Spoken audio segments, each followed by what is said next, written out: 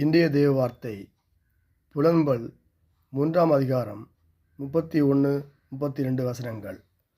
ஆண்டவர் என்னென்றைக்கும் கைவிட மாட்டார். அவர் சஞ்சலப்படுத்தினாலும் தமது மிகுந்த கிருபையின்படி இறங்குவார். ஆமேன். இந்த வசனம் இவ்வாறு கூறுகின்றது: சோதனைகள் தற்காலிகமானது, ஆனால் கர்த்தருடைய கிருபை நித்தியமானது. அவர் அனுபவிக்கும் வேதனைகளின் முடிவில் கூட இரக்கம் மற்றும் மீட்பு உறுதியாக இருக்கிறது. ஆண்டவர் என்னடிக்கும் கைவிட மாட்டார்.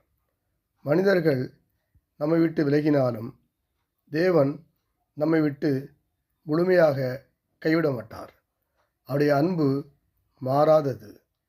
தேவன் நம்மை சோதிக்கும் போதோ அல்லது துன்பத்தில் வைக்கும்போதோ அவருடைய அளப்பற்ற கிருபையினால் இரக்கம் காட்டுவார்.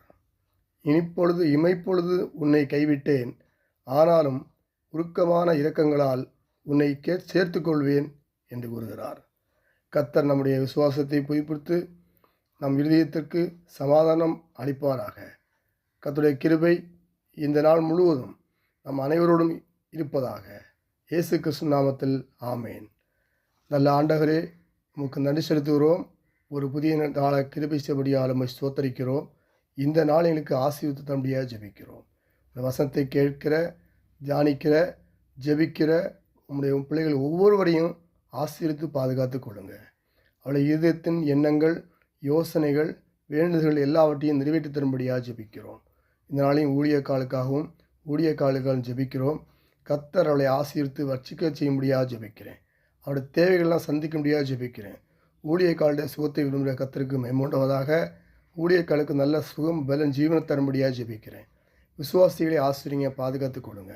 ஒவ்வொரு மக்களையும் அதிகாரிகளையும் நாட்டில் நடக்கிற ஒவ்வொரு காரியங்களையும் ஆசிரிக்க முடியாது ஜெபிக்கிறேன். அதிகாரிகளுக்காகவும் ராஜாவுக்காகவும் வேண்டிக் கொள்கிறேன். ஆசிரியங்க பாதுகாத்து கொடுங்க.